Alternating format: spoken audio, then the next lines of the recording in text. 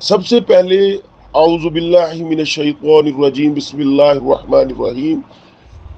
تمام بھائیوں کو میرا مؤدبانہ پیار بھرا سلام قبول ہو. السلام علیکم ورحمۃ اللہ وبرکاتہ. میں آج کچھ ڈسکشن کروں گا کینسر کے متعلق، لیکن میری یہ ڈسکشن جو ہوگی یہ پیور وہ بات ہوگی جو حقیقت کے اوپر مبنی ہے، جو ہماری روزمرہ زندگی میں جو بزرگوں سے ہم نے سیکھا، جو ہم تجربات اور مشاہدات سے ہم حاصل کر رہے ہیں، جو ہمیں نچوڑ نکالا ہے، اس بات پہ ڈسکشن ہوگی. سر جی ناراض نہیں ہونا میری بات پہ، بالکل ناراض نہیں ہونا. ایڈوانس بھی معذرت اور بات کے بعد بھی معذرت. میں کسی مفروضے یا نسخے کا قائل نہیں ہوں، میں قانون فطرت کا قائل ہوں. قدرت نے جو بیماری کی تعریف کی ہے یا قدرت نے جو صحت کی تعریف کی ہے، میں اس کے حمایت میں ہوں. اگر ایک ہی چیز سب کچھ ہوتی تو اللہ پاک پیپل نہ پیدا کرتا. اگر پیپل ہی سب کچھ ہوتا تو اللہ پاک ککر نہ پیدا کرتا. اگر ککر ہی سب کچھ ہوتا سے ہی تمام تر جو ہے وہ اپنے حالات یا بیماریاں ٹھیک ہوتی تو اللہ پاک کوئی اور جڑی بوٹیاں نہ پیدا کرتا.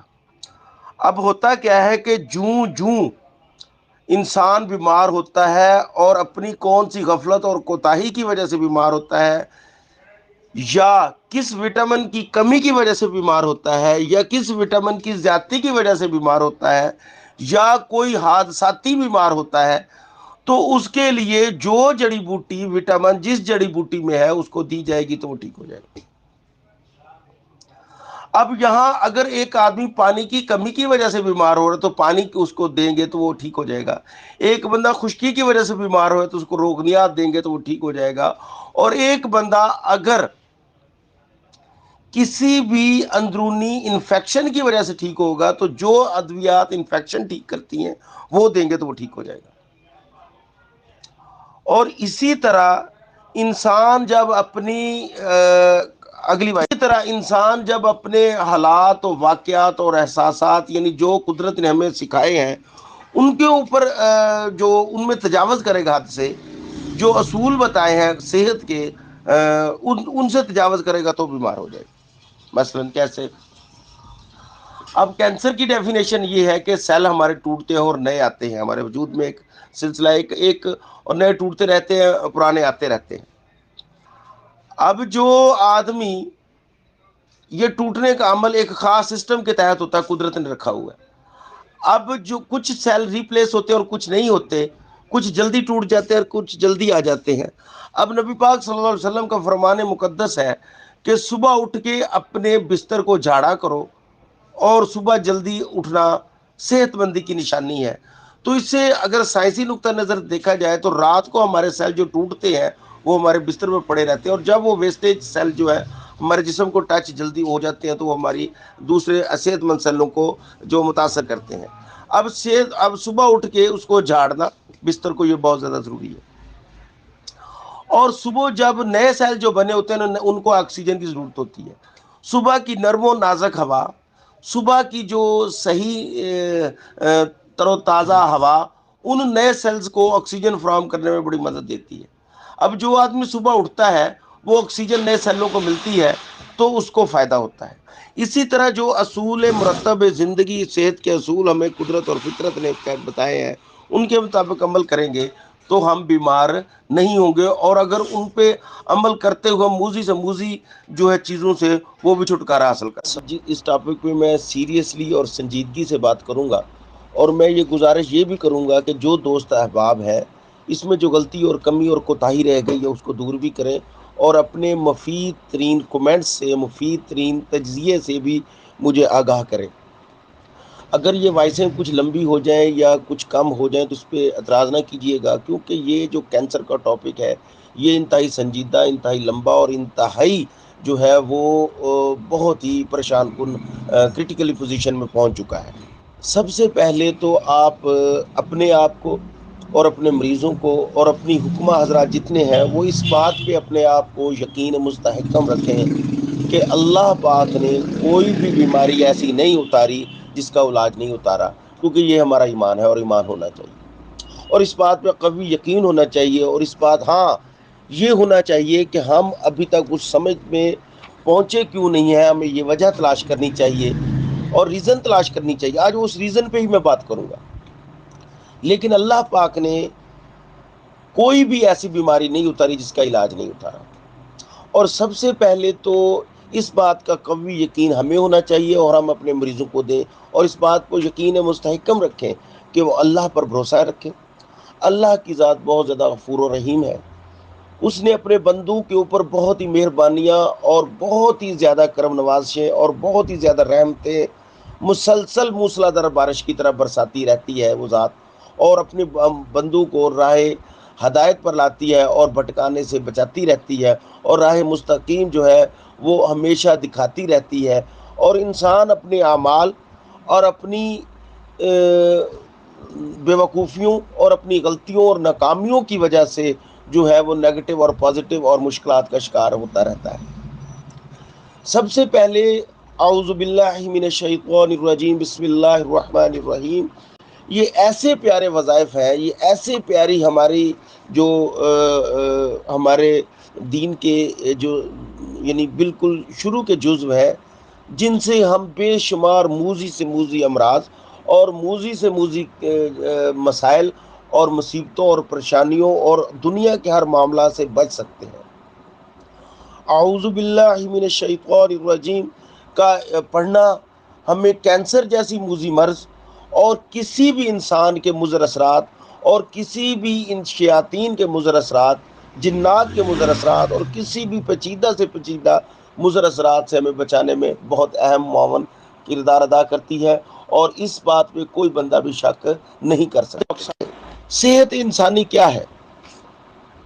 صحت انسانی کے لیے جو چیز کی ضرورت ہوتی ہے، جس چیز کی ضرورت ہوتی ہے، اگر وہ چیز اس کو پراپر نہیں ملے گی یا اس طریقے سے نہیں ملے گی یا جس طریقے سے اس کو چاہیے، تو وہ بیمار ہوگا۔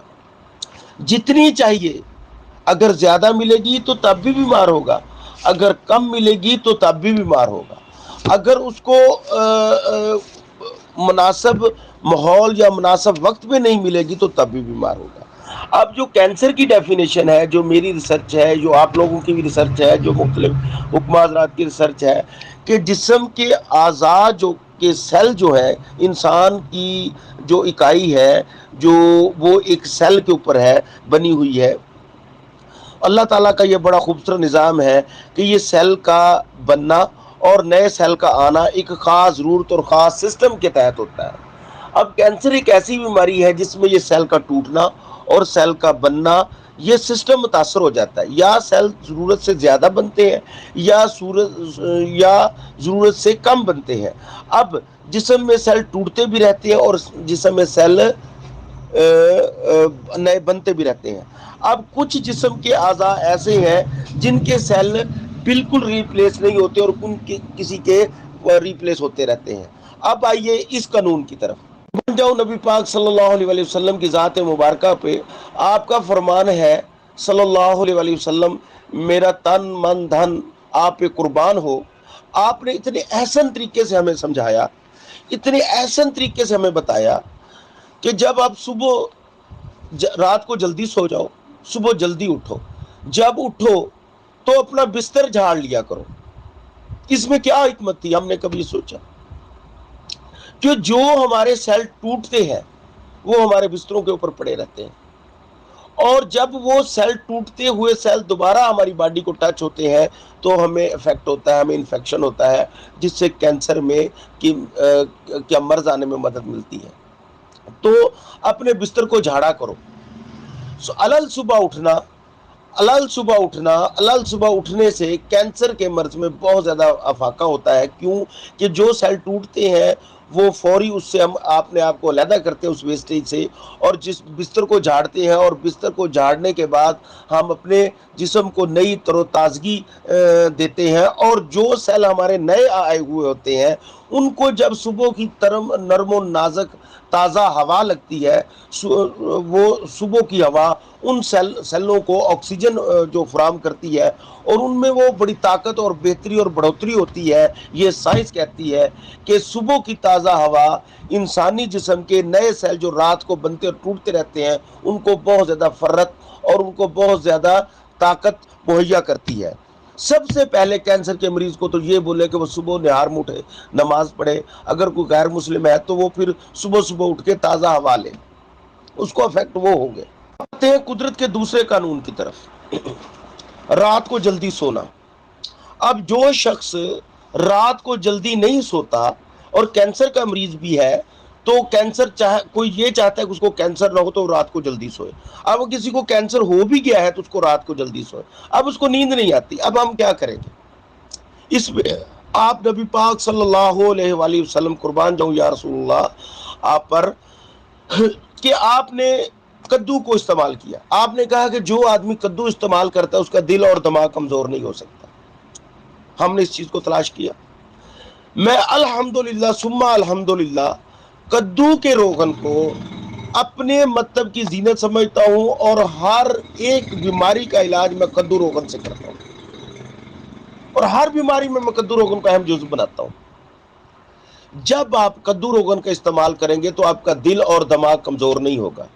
آپ کا پیچوٹری گلینڈ سسٹم جو دماغی نظام ہے، جو آپ کا نیند آنے والے ہارمونز ہے، جو پیچوٹری گلینڈ ہے، جو اسپائنل کارڈ ہے، جب وہ خشکی محسوس کرتے ہیں تو اس وقت وہ نیند نہیں آتی۔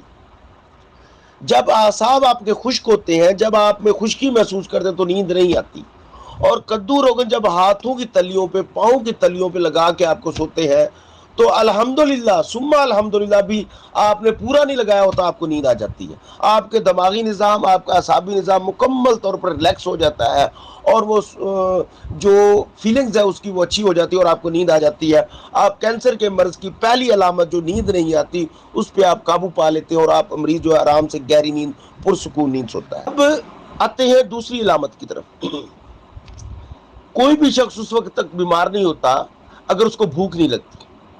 اگر اس کو پراپر بھوک لگ رہی ہے، وہ پراپر بھوک لگ رہی ہے اور پراپر وہ کھانا کھا رہا ہے، تو وہ بیماریوں سے اس کو جو وہ کھانا کھاتا ہے وہ اس کی جو انرجی ہے اس کے جسم کو پراپر مل رہی ہے۔ پراپر وہ غذا سے اپنے وہ جو خوراک کھاتا ہے، خوراک سے وہ غذا حاصل کر کے اس سے وہ وٹامنز حاصل کر کے اپنی پوری باڈی کو دے رہا ہے، جس سے وہ صحت مند ہوتا ہے اور بفضل خدا اپنے جسم کی نشو و نما صحیح ہو رہی ہوتی ہے۔ اب اگر اس کو بھوک نہیں لگ رہی تو آپ اس کے معدے کی تقویت کے لیے، معدے کو ہضم کرنے کے لیے، اگر وہ ضرورت سے زیادہ کھا رہا ہے تو پھر بھی بیمار ہے، اگر ضرورت سے کم کھا رہا ہے تب بھی بیمار ہے، تو اس کے لیے معدے کی اصلاح کیجیے۔ معدے کی اصلاح کے لیے یہ جو نسخہ میں نے بڑے دفعہ گروپوں میں دیا ہوا ہے اور بہت زیادہ تعداد میں میں بناتا بھی ہوں، جو اپنا اسو تارا میرا، اور جو ہے وہ اسبگول کا چھلکا، اور پھر اس کے بعد اس میں بقائن اور نیم کی نمولیاں وغیرہ ہے، تو یہ ہمارے جسم میں جتنے بھی فاضل مادے ہیں، یہ جتنے بھی معدے کی پرابلمز ہے، یہ ان کو سالو کرتا ہے، اور بھوک لگتی ہے، اور اس سے پخانے کا اخراج بھی صحیح ہوتا ہے، پخانا بھی ٹھیک ہوتا ہے، اور ہمارا جو فضلات کو اخراج کرنے کا سسٹم ہے وہ بھی ٹھیک ہوتا ہے۔ اور اس سے جب ہم معدے کا علاج کرتے ہیں مکمل، تو اس سے یہ ہوتا ہے کہ ہمارا اخراج سسٹم، اور قدرت کا یہ بھی فیصلہ ہے کہ بھوک بھی لگنی چاہیے اور پھر فضلات خارج بھی ہونے چاہیے۔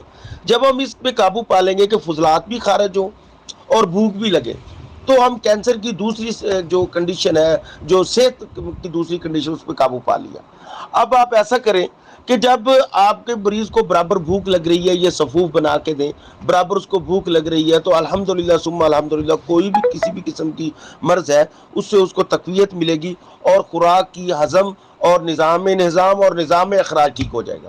جب آپ کا نظام انہضام اور نظام اخراج ٹھیک ہو جائے گا تو الحمدللہ ثم الحمدللہ آپ جسم کو جو وہ غذائیں، وہ وٹامن دینے کے قابل ہو جائیں گے، اور وہ جو جسم کو اس کی ضرورت۔ دوسرے نمبر پہ آتے ہیں، اللہ پاک نے جو بھی یہ پھل وغیرہ بنائے ہیں، جو بھی سبزیات بنائی ہیں یہ جس موسم میں آتی ہیں اس موسم کی سبزیات کھانے سے، اس موسم کی سبزیات یا پھل فروٹ کھانے سے اس موسم کی مخصوص جو بیماریاں ہوتی ہیں جو انسانی جسم پہ افیکٹ کرتی رہتی ہیں اور مسلسل افیکٹ کرتی رہتی ہیں، اگر اسی موسم کا تازہ جوس، فریش جو شربت تیار کر کے حکمہ حضرات جس طرح پرانے دیتے تھے، جس طرح میں شربت اکسیر جگر کے نام سے ایک شربت بناتا ہوں جس میں مختلف قسم کے اس موسم کی جڑی بوٹیاں اور پھل بھی ہوتے ہیں، پھلوں کا بھی ہوتا ہے، اور اس میں زیادہ تر وہ بھی ہوتے جیسے اپنا اناردانہ اور گل نیلوفر، گل گلاب، اور یہ مختلف چیزیں جو آپ کو بھی پتہ شربت اکسیر جگر نہیں ہوگا تو میں مکمل اس کا نسخہ شیئر کر دوں گا، تو وہ چیزوں کا استعمال کریں۔ اب اگر جسم میں کوئی ایسی چیز ہے پورے سال ہم نے کھا لی ہے اور وہ جسم میں ہضم نہیں ہو رہی اور اندر بیٹھی ہے، وہ بھی کینسر کا سبب بنتی ہے، تو اللہ پاک نے جامن کو یہ طاقت دی ہوئی ہے کہ جامن سال میں ایک دفعہ بھی کھا لیں تو وہ جسم میں اگر کوئی بال ہے، کوئی بھی کسی قسم کی چیز ہے جو جسم میں گل نہیں رہی، حل نہیں ہو رہی، وہ نکال کے باہر کر دیتا ہے۔ آپ شربت جامن کا استعمال کروائیں، اور میں جو شربت اکسیر جگر کے نام سے بناتا ہوں میں اس کو ہر موسم کا پھل جو ہے شربت اس میں ڈالتا ہوں۔ تو اللہ کے فضل و کرم سے انسانی جسم کو اور خصوصاً جگر کو، جگر کا مین افیکٹ ہے کینسر میں۔ جگر ایک ایسا آلہ ہے جو کینسر کی جو خون کی حدت اور اس کی برودت کو کم یا زیادہ کرنے میں معاون کردار ادا کرتا ہے۔ جب جگر میں بہت زیادہ حدت ہوگی تو کینسر ہوگا، اور جب وہ کینسر، چاہے وہ بچہ دانی کا کینسر ہے، چاہے وہ جلدی کینسر ہے، چاہے وہ پھیپھڑوں کا کینسر ہے، چاہے وہ جگر کا کینسر ہے، چاہے وہ دماغ کی رسولی کا کینسر، کوئی بھی کینسر ہے وہ جگر سے ریلیٹڈ ہی ہوگا۔ تو آپ جگر کے لیے جو چیزیں چاہیے وہ پانی کی کمی سے جگر بیمار ہوتا ہے، فریش جوسز اور شربت جو حکمہ حضرات کا ورثہ تھا، جو حکمہ حضرات پرانے دور میں بہت زیادہ شربتیں تیار کر کے، شربت اکسیر جگر، شربت اکسیر القلب، شربت اکسیر المیدہ، یہ تیار کیا کرتے تھے، جس میں جامن تھی، انجیر تھی، گل گلاب تھا، گل نیلوفر تھا، فالسا تھا، خمانی تھی۔ یہ کہاں گئے یہ چیزوں کا شربت؟ ہر موسم کا شربت بنا کے آپ دے، اور مریض کیسے نہیں، آپ کا جگر کا فال اور خون کا فال یہ بالکل ٹھیک ہو جائے گا، چاہے بلڈ کینسر کیوں نہ۔ دوسری بات آپ آتے ہیں کہ جسم میں جب ہمارے بون میرو میں پرابلم آ جاتا ہے، بون میرو میں جب پرابلم آ جاتا ہے تو ہمیں تھیلیسیمیا جیسی موذی مرض ہو جاتی ہے۔ جب تھیلیسیمیا جیسی موذی مرض ہوتی ہے تو جب ہم تھیلیسیمیا کا یا اس کا کرتے ہیں تو وہ یہ کہتے ہیں کہ خون بنانے کا کام بون میرو یعنی ہڈیوں کا گودا ہے، یعنی ہڈیوں کے گودے سے خون بنتا ہے۔ میدا اور جگر تو وہ خوراک بناتے ہیں، وہ خون کی اصلاح کرتے ہیں۔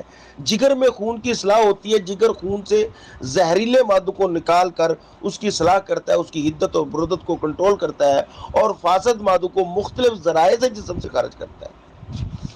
اچھا، ہمارا جو خون بنتا ہے وہ ہڈی کے اندر جو بون میرو ہوتا ہے اس میں اگر اس بون میرو سے خون بننا بند ہو جائے تو مریض کو، ایسے کو تھیلیسیمیا، اینیمیا یا کہتے ہیں، اور اس کے پلیٹلیٹس کم ہو جاتے ہیں۔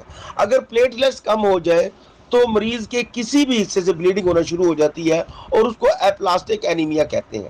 ایپلاسٹک اینیمیا میں سب سے زیادہ پہلے جو ڈاکٹر کہتے ہیں کہ آپ کو بون میرو کی کمی ہے، ہڈیوں کی مکھ کی کمی ہے، ہڈیوں، اس کا ٹاپک تو بڑا وسیع ہے، پھر اس میں جو ہے وہ آرتھرائٹس کا مرض آ جاتا ہے، وہ جو اپنا موروں میں بیک آ جاتا ہے، موروں کا پرابلم آ جاتا ہے۔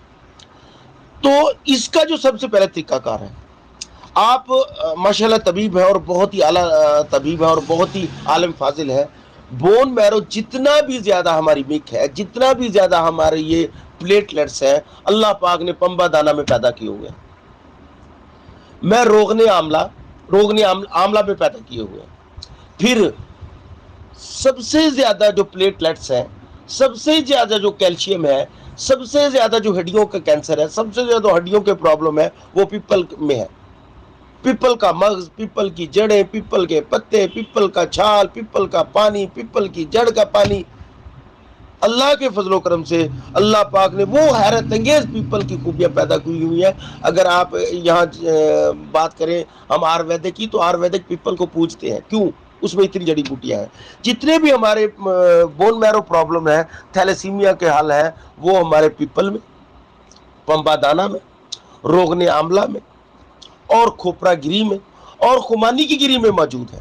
अगर हम ये चीज़ें, वो हमारे पंजाबी में एक मिसाल है कि रोंदा क्यों कहना थाली च कुछ नहीं। जब हमें खुराक ही प्रॉपर नहीं मिल रही, खुराक सही नहीं मिल रही, तो हम कैसे उसको अपने मरीज को हैंडल करेंगे। कहते हैं हम मजमूई तौर पर इंसान की कैफियत का कि रस कपूर दार चिकना, ठीक है, ये नुस्खा जात अपनी जगह ये ठीक है। ये नुस्खा जात उस वक्त इस्तेमाल किए जाते थे जब रतूबतों की जिस्म में ज्यादती हो। रतूबतों की ज्यादती की वजह से भी मरीज बीमार होता है। जब रतूबतों की ज्यादती होती है तो उस वक्त हम ये जितने भी कुश्ताजात है, संखिए वगैरह और रस कपूरदार चिकना, सिमल फार, हड़ताल वर्किया, ये चीजें इस्तेमाल करते हैं। क्यों? ये रतूबतों को खुश्क कर देती हैं। पीपदार कैंसर के मर्ज में, जिसमें बेनतहा पीप और रतूबतों की ज्यादती की वजह से पीप हो या हो, तो उसमें जो है वो इन चीज़ों का इस्तेमाल किया जाता है। लेकिन मौजूदा दौर में रतूबतों की कमी, रतूबतों की खुश्की, पानी की कमी, ग़िज़ाओं की कमी, जो हमें फाइटोकेमिकल्स चाहिए, जो हमें अज्जा के वो बहुत बेहतरीन अनासर जिसमें बहुत ज़्यादा कुदरत ने ताकत और सेहत रखी हुई है, वो नहीं मिल रही, तब कैंसर का मर्ज है।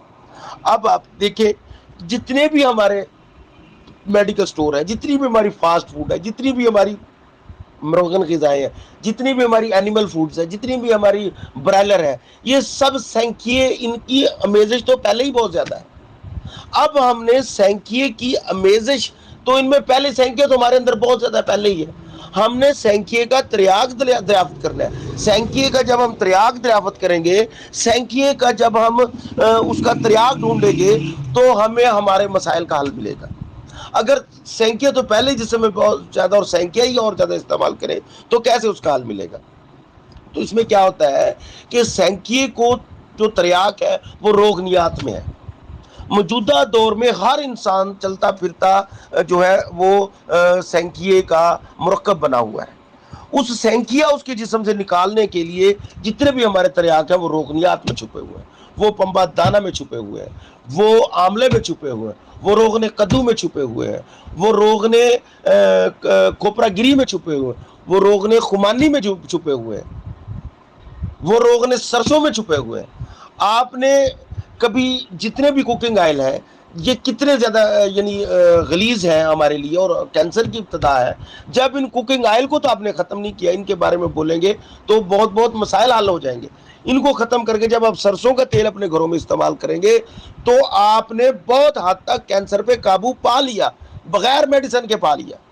देखिए, अगर जिस्म में किसी भी किस्म की गिल्टी नमूदार, और जो कैंसर की अलामत में से सबसे गिल्टी नमूदार हो रही है और उसमें शदीद दर्द है, तो आप ये देखिए कि कैंसर की गिल्टी क्यों नमूदार हो, इसका इलाज करें।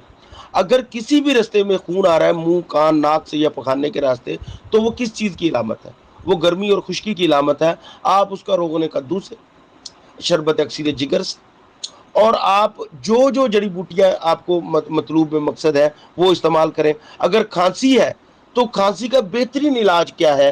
खांसी है और खांसी ठीक नहीं हो रही, तो उसका क्या बेहतरीन, काली मिर्च और शहद आम से नुस्खा जाता है। अगर किसी को मुसलसल कब्ज़ है, तो कब्ज़ अंतड़ियों की खुश्की की वजह से ये बड़ी आंत का कैंसर हो सकता है। तो इसको कब्ज़ को दूर करने के लिए, अगर खुश्की की कब्ज़ है, तो खुश्की की कब्ज़ में आप रोगनियात में से रोगने आमला, कोस्ट्रैल, खोपरागिरी, बादाम, खुमानी का रोगन, इन चीज़ों से आप उनका इलाज करें। आप बड़ी हद तक बड़ी आंत के कैंसर पे काबू पा लेंगे। और अगर आपका पेट फूल जाए और उसके अंदर पानी पड़ जाए, तो ये जिगर की अलामत है। इसमें बेहतरीन हमारी फटकड़ी और नीम का काम है वो पानी निकालना, हल्दी का काम है जिस्म से पानी निकालना, फटकड़ी का काम है पानी निकालना, और ये बहुत ज़्यादा आसानी से आप इसको काबू पा लेंगे। जिस्म की तलखी, जिस्म की खुश्की, जिस्म की गर्मी, जिल्द की इन्फेक्शन, हमारे बुजुर्ग कहा करते थे कि अगर तेल जो है ना, तेल अगर सूखे चमड़े को, जूती को लग जाए ना, तो उसकी उम्र बढ़ जाती है। किसको? जूती को अगर तेल लग जाए तो उसकी उम्र बढ़ जाती है। और आप जिंदा चमड़ी को तेल लगा के देखें, एक दरख्त जो है वो सहरा में प्यासा है और पानी की वजह से वो सूख रहा है, और आप उसमें जितनी मर्जी उसको दे दें, अपना खाद दे दें, तो वो क्या हो जाएगा? वो और ज़्यादा सूख जाएगा। لیکن جو ہی آپ اس کو پانی دیں گے، وہ اگر وہ بالکل سوکھ چکے، لکڑی ہو چکی، جڑیں بھی سوکھ گئی ہیں، پھر تو اس کا کیا حل ہے؟ پھر تو اس کا کوئی حل نہیں۔ لیکن اگر تھوڑی بہت ہی اس میں زندگی کی رمق 1% بھی ہے، تو جو ہی اس کو پانی ملتا جائے گا وہ تر و تازہ ہوتا جائے گا۔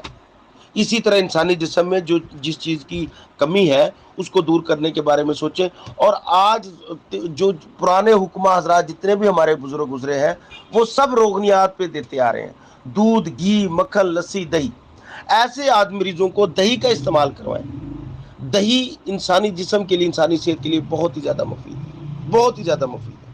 تو میری باتوں سے اگر کسی کا دل دکھے، یا کوئی مزید اس میں کوئی اصلاح چاہیے، یا کوئی نسخہ جات چاہیے، تو مجھے وائس کر کے میں ان کو دیتا ہوں۔ اللہ پاک ہمیں بیشی معاف فرمائے۔ ایک آدمی ایک دفعہ نبی پاک صلی اللہ علیہ وسلم کے پاس آیا۔ آپ صلی اللہ علیہ وسلم سے سوال کیا اس نے کہ یا رسول اللہ صلی اللہ علیہ وآلہ وسلم، مجھے کچھ ایسی نصیحت کیجئے کہ میری دنیا اور آخرت دونوں کامیاب ہو جائے۔ آپ صلی اللہ علیہ وآلہ وسلم نے فرمایا، جس کا مفہوم یہ ہے کہ دو چیزوں پہ کنٹرول کر لو، دنیا اور آخرت میں تم کامیاب ہو جاؤ گے۔ کون سی چیز؟ ایک یہ جو تمہارے جو جبڑوں کے درمیان، یعنی زبان، اس زبان پہ کنٹرول کر لو، کسی کی غیبت نہ کرو، کسی کے بارے برا نہ سوچو، جھوٹ نہ بولو، حسد نہ کرو، یہ خیر لمبا ہو جائے گا، تو آخرت میں تم کامیاب ہو۔ اور دوسرا، آپ صلی اللہ علیہ وآلہ وسلم نے فرمایا، یہ جو دو رانوں کے درمیان میں، یعنی نفس پہ کنٹرول کر لو، اور کبھی بھی بیمار نہیں پڑو گے، اور کبھی بھی تم انسانی صحت مند رہو گے، اور دنیا میں کامیاب انسان بن کے ابھرو گے۔ تو میرے پیارے بھائیوں، جتنے بھی حکماء حضرات ہیں ہمارے پرانے دور کے، نئے دوروں کی بات نہیں میں کر رہا، پرانے دور کے، ان حکماء حضرات نے صرف ایک ہی چیز پہ 12 بار غور کیا کہ جریان، دھات، اس کو روکو۔ جتنے بھی ہمارے کشتہ جات ہیں، جتنے بھی ہمارے نسخہ جات ہیں، جو بھی ہماری چیزیں ہیں، وہ سب اس کو روکنے کے لیے ہے، منی کو گاڑا کرنے کے لیے، اور ان کو نہ روکنے کے لیے۔ اور عورتیں ہیں تو ان کو لکوریا کا سلان رحم، لکوریا کا پرابلم، اور جتنی بھی ان کی رحم کی بیماریاں ہیں، وہ ساری اس لکوریا کی ابتدا سے ہیں۔ اور انسانی جسم کی جتنی بھی بیماریاں ہیں، وہ انسانی جسم کی رطوبتوں کے اخراج کی وجہ سے ہیں۔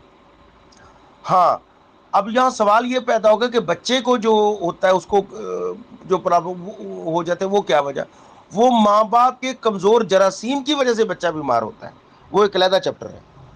تو آپ دیکھیں کہ کینسر کی موذی مرض کی جو ابتدا ہے، جس آدمی کو بہت زیادہ جریان دھات ہوگا، بہت زیادہ اس کی رطوبت پس وغیرہ نکلتی ہوگی، اس کو کینسر کی یہ پہلی علامت ہے، یہ سٹارٹ ہوتا ہے۔ تو جتنی زیادہ اس کو روکیں گے، اس کو روکنے کی کوشش کریں گے، اس کو نکلنے نہیں دیں گے، اور یہ مادہ منوی جتنا ہمارے اندر رہے گا، یہ اتنا زیادہ فائدہ ہے۔ ٹیسٹیکل میں یہ نظام منی بنتی ہے، اور منی اگر کچھ دیر رہ جائے تو ٹیسٹیکل میں اگر اس کو اخراج نہ ہو، تو یہ دوبارہ ریورس ہو کے طاقت دیتی ہے پورے جسم کی باڈی کو۔ اب اس کو روکنے کے لیے وہ جڑی بوٹیاں، وہ چیزیں استعمال کریں۔ اور ان میں سب سے زیادہ جو افیکٹیبل چیزیں ہیں، وہ ہمارے جتنے بھی حکماء حضرات بیٹھے، عام آدمی تو نہیں بیٹھے، حکماء حضرات بیٹھے، ان سب کو پتہ ہے کہ سب سے زیادہ جو یعنی مثانے کی طاقت اور مثانے کی جو یہ خارج نہیں ہونے دیتی، وہ جو چیزیں ہیں، مثلا جس میں آ جاتا ہے ہمارا سب سے زیادہ صفوف عاملہ۔ اس کے بعد جتنے بھی اور زیادہ ہے چیزیں ہیں، وہ الحمدللہ ثم الحمدللہ ہم استعمال کریں گے، تو اس میں ہم کینسر کے مریضوں پہ افاقہ جو ہے وہ حاصل ہو جائے گا۔ اب اگر ہم آ جائیں سائنسی کے طور پہ، سائنس یہ کہتی ہے کہ وٹامن کی کمی کی وجہ سے، وٹامن B17 کی کمی کی وجہ سے کینسر ہوتا ہے۔ وٹامن B17 سب سے زیادہ جو ہے وہ کس میں ہے؟ کھوپرا گری میں ہے۔ وٹامن B17 سب سے زیادہ جو ہے وہ سیب میں ہے، خمانی میں ہے، وہ روغن آملہ میں ہے، وہ روغن کدو میں ہے۔ وٹامن B17 کی سب سے زیادہ جو زیادہ۔ اور اب اگر آگے کریں تو جو خون کی کمی ہے، تھیلیسیمی کا مرض جو ہے، وہ کہتے ہیں کہ ریڈ بلڈ سیل جو ہے ہمارے سائنس کہتی ہے کہ اس میں کمی آ جاتی ہے۔ ریڈ بلڈ سیل کیوں کم ہوتے ہیں؟ ریڈ بلڈ سیل جو ہے وٹامن B12 کی وجہ سے کم ہوتے ہیں، اور وٹامن B12 جو ہے جن چیزوں میں آئرن موجود ہے، فولاد موجود ہے، وٹامن B12 ان میں شامل ہے۔ وٹامن B12 جو ہے سب سے زیادہ جامن میں ہے، وٹامن B12 ہری سبزیوں میں ہے، وٹامن B12 ہمارے آملے میں ہے، وٹامن B12 ہمارے جتنے بھی انار میں ہے، جتنے بھی شربت ہیں جو پرانے دور کے ہمیں حکماء حضرات بنا کے دیتے تھے، آج کل تو نہیں بنا رہے، ان میں وٹامن B12 ہے۔ ہاں، میں رسک پوردار چکنا یہ جو اپنا گندک آملہ سر اس کے خلاف نہیں ہوں، یہ بھی استعمال کیجئے، مصفہ خون بھی استعمال کیجئے، جب خون گدلا ہو گیا، خراب ہو گیا، یہ بھی مصفہ خون یہ بھی استعمال کیجئے۔ اس میں حق میں یہ ایسی بات نہیں ہے کہ میں یہ کہتا ہوں کہ یہ بھی استعمال نہ کیجئے، یہ بھی استعمال کیجئے، لیکن موقع کی مناسبت سے۔ جو فرسٹ پریورٹی ہے پہلے وہ دیکھیں، پھر سیکنڈ پریورٹی، پھر تھرڈ پریورٹی، یعنی سچویشن دیکھتے جائیں جس میں انسانی جو مانگتا ہے، جس چیز کی جہاں جتنی ضرورت ہے اس کو اتنی ضرورت دے، اس کے لیے تشخیص ہوگی تو جو جسم کو ضرورت ہے، جہاں جہاں ضرورت ہے، جتنی جتنی ضرورت ہے اس کو دیتے جائیں گے، وہ انشاءاللہ انشاءاللہ اپنا مطلوبہ مقصد حل ہوتا